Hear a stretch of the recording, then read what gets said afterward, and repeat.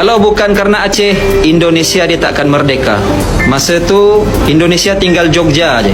Kan? Yang lain semua penjajah dah ambil. Mungkin mungkin ada masyarakat yang ingin mengibarkan bendera Buntang Bilan, gimana tuh Pak Kagub? Mungkin ada Kita larangan. harapkan harus sabar dulu, karena satu hari juga akan naik juga. Hai, Assalamualaikum buat semua yang sedang menonton video ini. Kami di Tukang React mendoakan anda semua dalam keadaan sihat walafiat, dijauhi dari segala bala musibah dan sentiasa dalam lindungan Allah Subhanahu wa Ta'ala. Gerakan Aceh Merdeka, GAM, dibentuk pada 4 Desember 1976 oleh seorang tokoh Aceh bernama Hasan Ditiro. Seperti yang kita tahu, Gerakan Aceh Merdeka diwujudkan untuk memisahkan Aceh dari Indonesia dengan membentuk negara Aceh Merdeka. Walaupun tidak semua rakyat Aceh menyokong pembentukan negara Aceh, namun ramai juga yang menyokong usaha ini sejak tahun 1976. Tapi apakah punca sebenar Gerakan Aceh Merdeka? Inginkan mereka merdeka? Dan kenapa hingga saat ini Aceh belum lagi merdeka? Semua persoalan ini akan terjawab setelah korang menonton video ini sampai habis. Apa-apa pun, korang boleh support Tukang React dengan cara tekan butang subscribe, tekan loceng dan jangan lupa komen yang baik-baik. Tanpa buang masa, mari kita saksikan bersama. Let's go. Jadi sebenarnya Aceh itu masalah ketidakadilan ekonomi. Intinya. Banyak orang katakan masalah syariah, tidak. Di MOU ini satu pun kata syariah tidak ada. Karena itu bukan masalahnya dari banding dengan kondisi yang ada.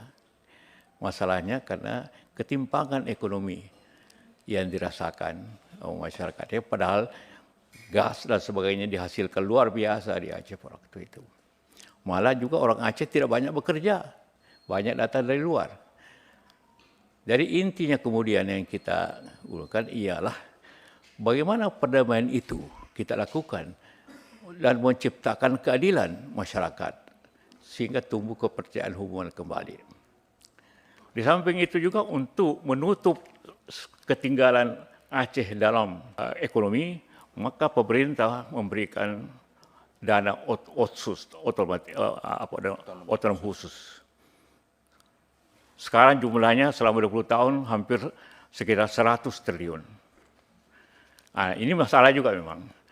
Tak 20 tahun, berarti sekarang ini berakhir tahun ini. Nah, karena itu tentu banyak karena ekonomi Aceh itu masih dia termasuk yang tertinggal dibanding seluruh Sumatera, maka wajar juga bahwa dana otsus itu dapat ditambah katakanlah 5 tahun atau beberapa tahun lagi supaya betul-betul terjamin bahwa kehidupan rakyat Aceh itu dapat setara dengan kehidupan di tempat lain. Halo, Assalamualaikum warahmatullahi wabarakatuh. Oke, kali ini aku mau bahas ke kalian. Mungkin di sini pada bingung kan kenapa orang Aceh itu dulu di masa lalu pengen memisahkan diri, bahkan sampai sekarang mungkin masih banyak masyarakat di Aceh itu setiap kali ada segmen-segmen negatif atau informasi negatif tentang Aceh pasti akan ada komen-komen mending kita pisah aja dari Indonesia gitu. Mending kita pisah aja dari Indonesia. Karena apa? Jadi pertempuran atau peperangan antara Aceh dengan Indonesia setahu aku tuh cukup lama. Jadi cukup lama. Kenapa itu terjadi? Yang pertama sekali yang aku tahu ini aku tahu. Kalau misal kalian ada informasi tambahan boleh banget langsung komen di kolom komentar ya. Jadi yang pertama, kenapa Aceh pengen memisahkan diri dari Indonesia? Yang pertama itu janji Daud Bereh, ya. Salah satu orang yang cukup berpengaruh di Aceh di masa lampau. Daud Bereh ini perjanjian dengan Soekarno. Jadi ketika Daud Bereh ini membantu Soekarno, maka Aceh akan diberikan kemerdekaan khusus gitu. Karena sebelumnya Aceh itu adalah sebuah negara dan Aceh itu tidak masuk ke dalam wilayah yang dijajah oleh oleh Belanda, sehingga sebenarnya dalam perjanjian, kalau misalnya kalian lihat dalam perjanjian, sebenarnya Aceh tuh nggak perlu masuk ke Indonesia karena dia sebuah negara. Dia sudah menjadi sebuah negara dalam artian dia merdeka, kemudian juga dia bukan daerah yang dijajah oleh Belanda, karena daerah yang menjadi wilayah Indonesia itu adalah daerah-daerah yang dijajah sama Belanda. Oke ya, yang pertama itu. Terus yang nomor 2, karena kekecewaan teman-teman. Jadi kekecewaan yang dimaksud di sini gini. Jadi waktu itu kan ada gas dari Arun, kalau dia jatuh di Arun di Lok Semawe tepatnya. Nah, gas itu diambil kemudian di hasilnya itu hasil PBN ya, pokoknya anggaran akan disebarluaskan ke seluruh wilayah di Indonesia. Tapi bagian kecilnya cuma dapat di Aceh gitu. Jadi Aceh ini dapatnya bagian kecil doang. Banyaknya itu disebar di ibu kota ya, karena waktu itu terjadi pembangunan cukup besar banget. Kalau misal kalian itu kayak ada berapa pembangunan cukup besar masa itu, bener-bener kayak difokuskan ke pembangunan. Kekecewaan masyarakat itulah timbul gerakan di mana sorry aku ke distract barusan. Jadi setelah terjadi kekecewaan atau kecemburuan sosial itu, timbullah gerakan atau keinginan untuk memisahkan diri teman-teman. Jadi pada masa itu bukan cuma Aceh, ada beberapa wilayah itu pengen memisahkan diri, jadi ingin menjadi negara bagian gitu, kayak di Amerika gitu. Nah, terjadilah gerakan DITI. Itu terjadi di beberapa wilayah, nggak cuma di Aceh, banyak banget di wilayah Indonesia tuh terjadi gerakan DITI untuk memisahkan diri gitu. Nah, kemudian di Aceh itu sudah ada hukum tersendiri teman-teman. Kalau sekarang tuh ada hukum kanun ya. Jadi ada hukum di mana syariat itu dinomorsatukan gitu. Ketika masih Aceh ini menjadi sebuah negara gitu kan. Kemudian ketika bergabung ke Indonesia kan otomatis harus mengikuti UUD gitu. Nah, orang Aceh tuh nggak mau. Jadi masyarakat Aceh itu nggak mau. Kenapa? Karena mereka menganggap bahwa itu nggak selaras dengan nilai-nilai yang masyarakat pegang gitu. Karena apa? Karena kan masyarakat Aceh itu memegang syariat Islam gitu. Sedangkan UUD itu kan sangat umum gitu untuk semua negara, untuk semua agama gitu kan, untuk beberapa agama yang diakui di Indonesia.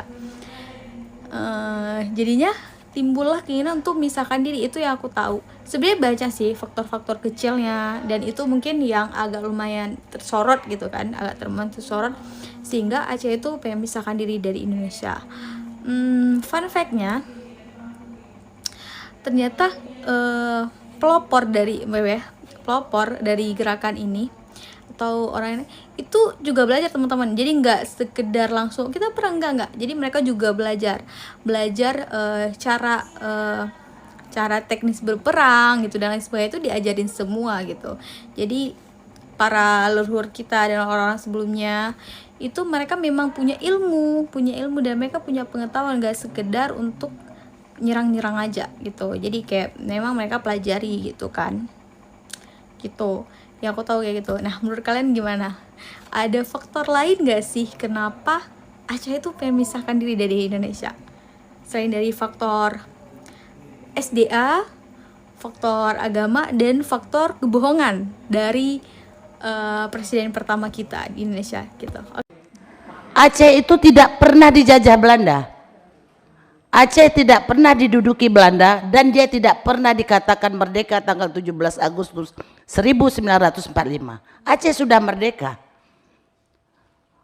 Mata uang yang berlaku di Aceh dengan di jajahan kolonial Belanda waktu itu sudah memang berbeda, Pak. Di Aceh ada mata uangnya tersendiri, sedangkan di kolonial Belanda yang lain berlaku yang lain. Ini yang tidak pernah kita sosialisasikan. Aceh kalau tidak ikut Indonesia, dia sudah tetap merdeka tahun 1745 itu, dia memang tidak perlu ada proklamasi, mereka sudah merdeka karena tidak pernah diduduki. Dan Belanda mencoba melakukan usaha-usaha dengan senong-ogerannya, dengan pendekatan budaya. Hal-hal ini timbullah kesenjangan ekonomi. Karena tanggal 17 Agustus Indonesia merdeka, Soekarno dengan duduk bersama mengajak masyarakat Aceh untuk ikut menjadi Indonesia. Dan masyarakat Aceh waktu itu bersedia dengan ketentuan mereka harus diberikan keistimewaan mengatur kekayaannya sendiri, mereka tunduk kepada Indonesia dalam bidang keamanan. Itulah yang tidak pernah dipenuhi oleh pemerintah kita, sehingga kekayaan alam Aceh dibawa menurut masyarakat Aceh ke Jawa, dan masyarakat Aceh sendiri miskin, Pak. tran-tran didatangkan, jalan-jalan tran bagus, pemerintah Aceh sendiri tidak mendapat apa-apa dan merasa mereka ditipu seperti kata Bapak tadi, pepesan kosong yang dilakukan. Akhirnya timbullah reaksi. Kalau kita bilang masalah Aceh adalah masalah kesenjangan ekonomi, itu akan memicu di seluruh Indonesia hari ini terjadi kesenjangan ekonomi, Pak. Apakah boleh mereka melakukan istimewa? Hari ini saya dipanggil oleh LAM Riau untuk mengajukan Riau istimewa. Kalau kesenjangan ekonomi dicatatkan, Riau dulu penghasil devisa terbesar di Indonesia, tetapi Riau termasuk negara termiskin. Kalau kesenjangan ekonomi, Pak, provinsi termiskin. Tetapi Pak, kalau kesenjangan ekonomi, Pak, karena ada Riau Merdeka, Pak, maaf, sekarang udah ada mulai isu Riau Merdeka. Saya hari ini dipanggil Pak di DPD. Jadi kesenjangan itu bukan kesenjangan ekonomi, tetapi ada sejarah yang harus kita ingat bahwa Aceh adalah awalnya bukanlah bagian dari kolonial Belanda. Ketika ada daerah-daerah lain yang ingin istimewa, dengan adanya sejarah itu menutup kemungkinan. Saya sendiri sebenarnya tidak setuju, Pak, kalau Riau istimewa, karena Riau bukan sama dengan Aceh. Riau sama dengan Padang, dengan lain yang walaupun sebenarnya pendapat saya tidak populer, walaupun sudah banyak hasil sumber daya Riau yang diambil oleh pemerintah pusat, tetapi hari ini Riau boleh dikatakan tidak ada apa-apa, Pak. Tanah-tanah hari ini dirampas, tanah-tanah rakyat juga dikatakan dalam kawasan. Jadi Pak, tapi terima kasih Pak. Saya pernah Pak keluar dari S2 karena saya nyatakan, saya berpendapat bahwa Aceh bukan bagian Indonesia merdeka dan dia tidak pernah dijajah Belanda. Dosen saya bilang, ibu harus buka buku lagi. Saya bilang saya bersedia bawa buku, tapi dosen saya nggak bawa buku, Pak. Saya merasa dosen saya tidak pantas menjadi dosen untuk pasca sarjana waktu itu. Walaupun saya udah spesialis, tapi saya coba ngambil pasca sarjana. Nah, ini bagus banget nih statement KDM kali ini. Apa yang mereka gugat? Belanda menjajah Indonesia 350 tahun. Gunung masih utuh, samudra masih terbentang luas, sungai-sungai jernih. Dia meninggalkan perkebunan yang terhampar, bangunan-bangunan yang indah, gedung-gedung yang kokoh, jalan-jalan yang kuat, jembatan kereta api yang kokoh. Indonesia merdeka 80 tahun. Gunung-gunung, sungai keruh, hutang menggunung, bangunan-bangunan hampir tidak ada yang berkualitas, jalan-jalan mudah rusak, jembatan mudah roboh. Pertanyaannya adalah siapa yang penjajah? Nah, ini baru mantap nih. Ayo share video ini sampai Aceh kayak gas alam, tapi rakyatnya hidup miskin yang membuat mereka memilih angkat senjata. Tahun 1971, cadangan gas raksasa ditemukan di Lokiu Mawe. Ladang gas Arun menjadi salah satu sumber devisa terbesar Indonesia. Lebih dari 30% ekspor LNG Indonesia ke Jepang dan Korea Selatan. Setiap tahun triliunan rupiah mengalir ke Jakarta. Tapi di tanahnya sendiri rakyat Aceh tetap tertinggal. Jalan rusak, sekolah minim, listrik padam. Rasa dikhianati perlahan berubah jadi bara. Pada 4 Desember 1976, Hasan Tiro mendeklarasikan Gerakan Aceh Merdeka, menuduh Jakarta menjajah Aceh, mengambil kekayaan, tapi menanamkan kemiskinan. GAM menolak otonomi, menolak kompromi. Mereka ingin satu hal, merdeka sepenuhnya dari republik. Inilah awal dari perang panjang yang menewaskan ribuan nyawa dan menandai bab kelam hubungan pusat dan daerah. Karena ketika ketidakadilan dibiarkan hidup, maka pemberontakan menjadi bom waktu yang bisa meledak kapan saja. Okey, insyaAllah Aceh akan bangkit kembali sebagai wilayah otonomi dan mungkin suatu hari Aceh akan merdeka. Allah uji orang yang Allah, tanda kasih Allah kepada kita. Terima kasih Malaysia sudah bantu Aceh, sama-sama kita akan bantu lagi insyaAllah. Jadi Aceh akan bangkit, boleh jadi dengan banjir ini semangat untuk merdeka akan kembali. Saya rasa kembali sebab banyak bendera Aceh itu dikibarkan kembali dan mereka menuntut kembali supaya Aceh sebenarnya merdeka daripada. Kalau Timur Leste boleh, kenapa Aceh tak boleh? Kan sumber pendapatan Aceh bukan sedikit. Kan Aceh ada minyak tau. Itu yang tak mau lepas tu. Itu rahsia dia. Kenapa tak mau lepas Aceh? Kan Timor Leste boleh lepas sebab Aceh ada minyak. Sama di Fatani pun sembang dengan orang Fatani yang anak dia pernah belajar dengan kita. Rahsia terbesar kenapa Thailand tak melepaskan Fatani adalah kerana di situ ada minyak. Dia tak melepas. Kalau lepas berarti hasil minyak itu tak sampai kepada kerajaan Thailand. Sama seperti kan. Itunya orang ada orang Sabah Sarawak pun ada yang kempen jom bebas daripada Malaysia. Kan. Wallahu alam. Jadi inilah kelas kita pada hari ini untuk mengenang saudara kita di Aceh, mengenang sejarah perjuangan Islam yang cukup panjang, dan apabila ditimpa musibah, dan kita akan terus membantu insya-Allah. Kita ucapkan sekali lagi kepada rakan-rakan yang ada live di sini, ada 389 orang yang menonton pada pagi ini, semuanya simpati dengan Aceh, dan kita ucapkan selamat maju jaya, kita doakan yang terbaik untuk Aceh insya-Allah. Yang lebih enak itu Aceh. Aceh dengan kekuatan separatis GAM-nya, dia bisa ngancam. Kalau kalian tidak beri kami 2 otonomi, kami akan misahkan diri dari Indonesia. Otonomi daerah Aceh 2, izinkan kami menjalankan syariat Islam. Yang kedua, beri kami minyak. Maka Aceh mendapat minyak 40%. Sedangkan kita hanya 15. Itu pun banyak uang negara yang tidak bisa dikelola dengan baik, dikembalikan lagi ke pusat. Kita ni jauh lebih kaya dari Brunei Darussalam. Andai minyak kita itu untuk kita, itu tidak ada lagi, jangankan jalan berlubang, jalan aspal tak ada lagi di Riau. Keramik semua jalan. Kepleset-pleset anak-anak Undri ini kuliah. Itulah hebatnya.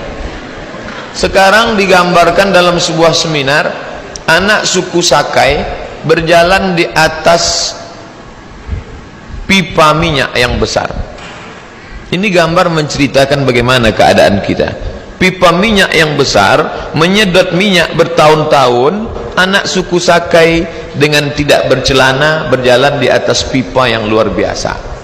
Minyak itu kemana perginya? Maka ketika otonomi daerah, saya sebagai mahasiswa waktu itu amat sangat bangga. 1999 saya sampai ke Kairo 1998. 1999 datang beberapa utusan dari Riau, dialog dengan kami, nama persatuan kami KSMR, Kelompok Studi Mahasiswa Riau. Bayangan kami mereka akan berikan kami beasiswa, akan macam-macam. Pak, dengan otonomi daerah ini apakah kami akan berubah nasib di Kairo?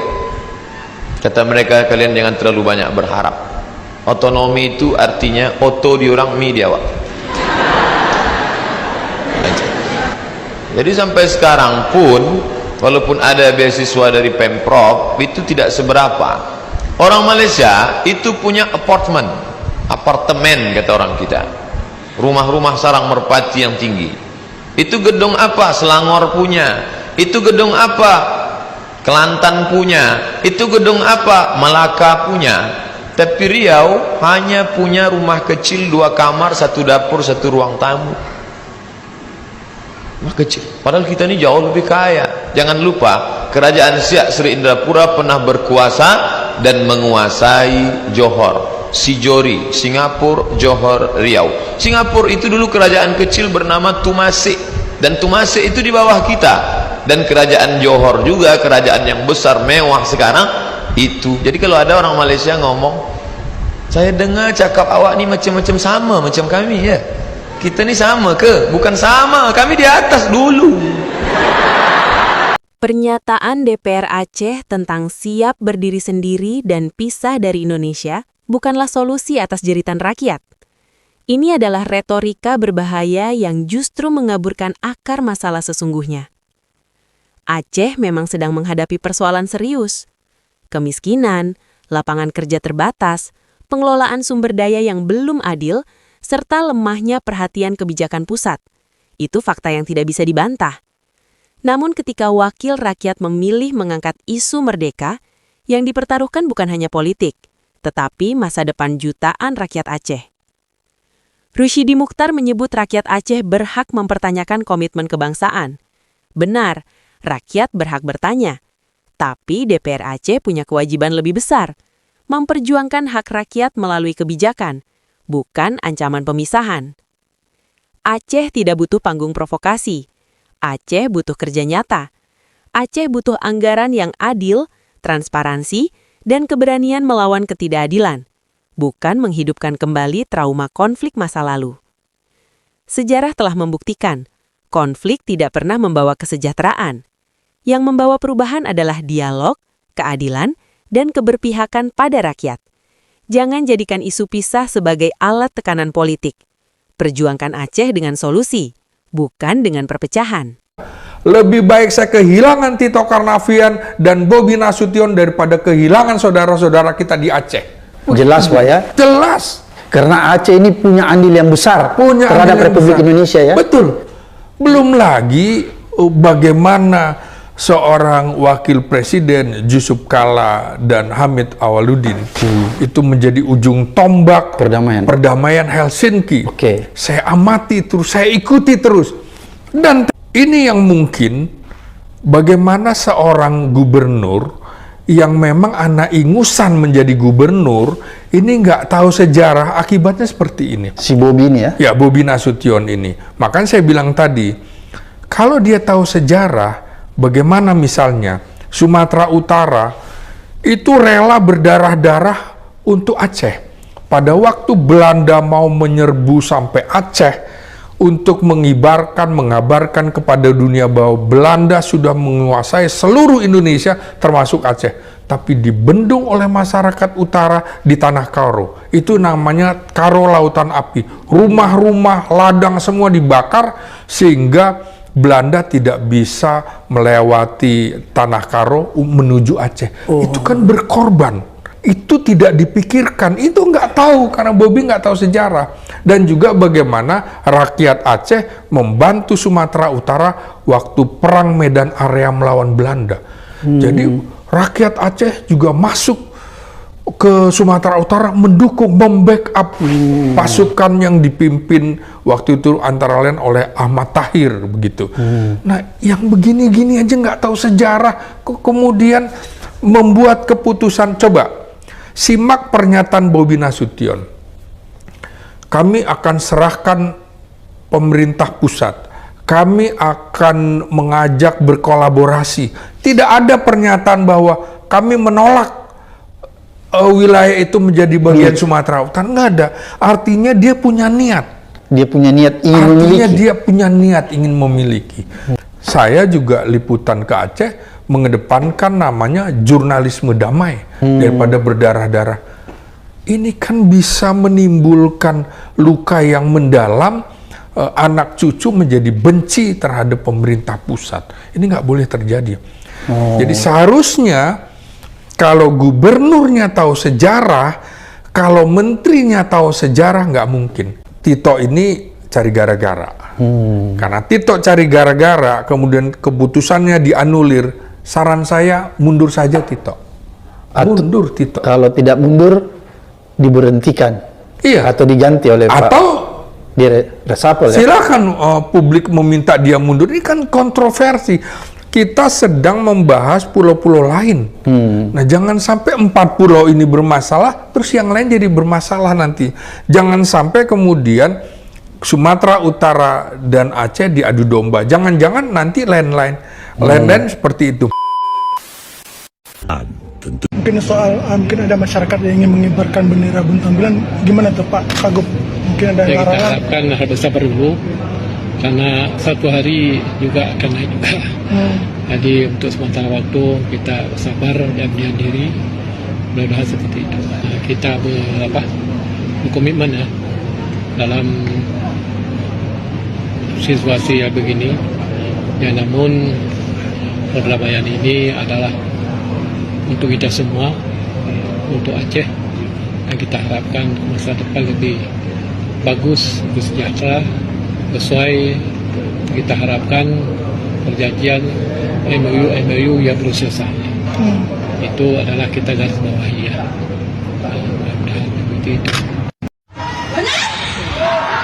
Kita tidak pernah dijajah. Kita yang memerdekakan Indonesia. Sekarang kita ditipu. Pemerintah kita mana? Apa kita masih punya pemerintah? Kita masih punya pemerintah, Ibu.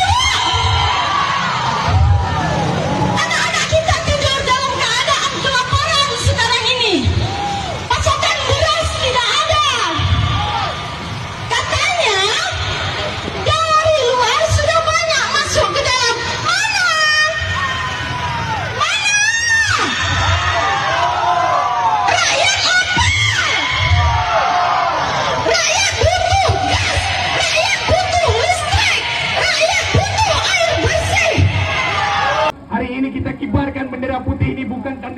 kawan-kawan. Kita tidak pernah menyerah kawan-kawan.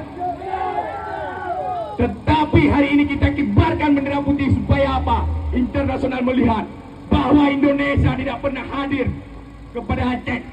Walaupun 20 tahun yang lalu kita dipaksa untuk mempunyai mereka. Tetapi hari ini aparat-aparat mereka membuat gesekan kembali kawan-kawan. Hari ini luka lama kembali muncul kawan-kawan. Masa 1976 sampai 2005 mereka membunuh kita dengan menetapkan status darurat militer. Bayangkan kawan-kawan, di saat tidak ditetapkan bencana nasional, saudara-saudara kita yang sakit harus cuci darah. Berapa orang yang telah meninggal kawan-kawan? Karena apa? Karena tidak ada akses. Negara tidak ada hadir. Bayangkan berapa ibu hamil, berapa anak-anak bayi yang masih tangis di bawah tenda-tenda. Hari berdebu, panas, malam berangin dan hujan, tanpa listrik. Tetapi negara bungkam kawan-kawan dengan 1000 alasan kawan-kawan. Mereka di sana asing menawarkan rasa kepercayaan. Jadi begitulah beberapa klip video yang memberi isyarat jelas kepada kita apa sebenarnya yang ingin dituntut oleh Gerakan Aceh Merdeka dan penyebab Aceh belum diberikan hak untuk merdeka. Gerakan Aceh Merdeka lahir daripada satu sejarah panjang, rasa terpinggir, tertindas dan tidak dihormati oleh pemerintah pusat. Kekayaan minyak dan gas bumi yang terdapat di Aceh banyak mengalir ke Jakarta. Sedangkan rakyat Aceh sendiri terus hidup dalam kemiskinan dan ketinggalan. Janji pemberian kuasa otonomi yang pernah ditawarkan pula dianggap tidak dilaksanakan dengan sepenuhnya.